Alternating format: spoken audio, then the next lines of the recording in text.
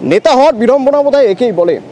পটাশপুর 2 গ্রাম পঞ্চায়েত সদস্য, আবাসের তালিকায় তার নাম রয়েছে, কিন্তু তিনি বাড়ি তৈরির আবেদন ফিরিয়ে নিচ্ছেন, তিনি তালিকা থেকে নাম উইথড্র করছেন। আচ্ছা, সত্যি কি তিনি বাড়ি পাওয়ার যোগ্য? তারপরেও তিনি নাম উইথড্র করছেন, বলতে পারবেন। পটাশপুর থেকে আমার সঙ্গে রয়েছেন পঙ্কজ।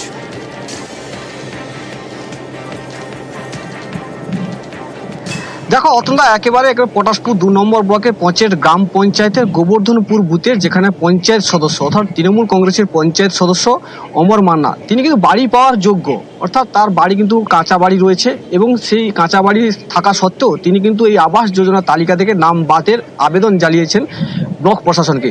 কারণ হচ্ছে তিনি যেই বুথে কর্মী হিসেবে তিনি কাজ করেন, সেই বুথ এলাকায় একাধিক লোকের বাড়ি কিন্তু নেই, এমনটাই কিন্তু তিনি জানিয়েছেন। তিনি জানাচ্ছেন, যেখানে আমি পঞ্চায়েত সদস্য হয়েও কেন আমি বাড়ি নেব, যেহেতু আমাদের কর্মী সমর্থকরা অর্থাৎ বুথে তার কর্মীরা যখন নাম নেই তালিকা থেকে, সেক্ষেত্রে তিনি কিন্তু নাম তালিকা বাদ দিতে চাইছে।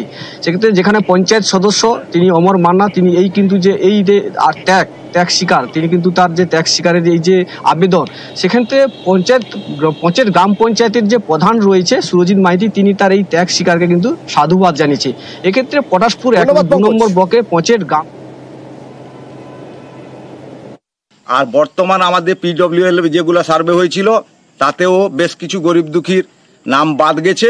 আমি সেই দুঃখে আমার বাড়ির নামটি ক্যান্সেল করতে চাই। সরকারি অনুদান থেকে আমি মোটামুটি সরকারি অনুদানটা আমি নিতে চাই না। পঞ্চায়েত হিসাবে দায়িত্ব নেওয়ার জন্য বাড়ি তৈরি করে দিতে পারিনি, তাই আমার বাড়ি হওয়া সত্ত্বেও আমি সেই বাড়িটা বাতিল করছি।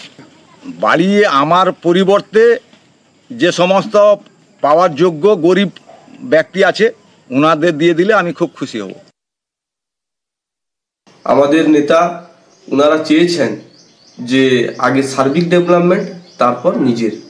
তো উনি ভেবেছেন উনার বুথ এলাকায় আগে এলাকার মানুষের যাদের ভোটে উনি জয়ী হয়েছেন, আগে ওনাদের ডেভেলপমেন্ট করবেন, তারপরে উনার যদি প্রয়োজন হয় উনি উনারটাই করবেন।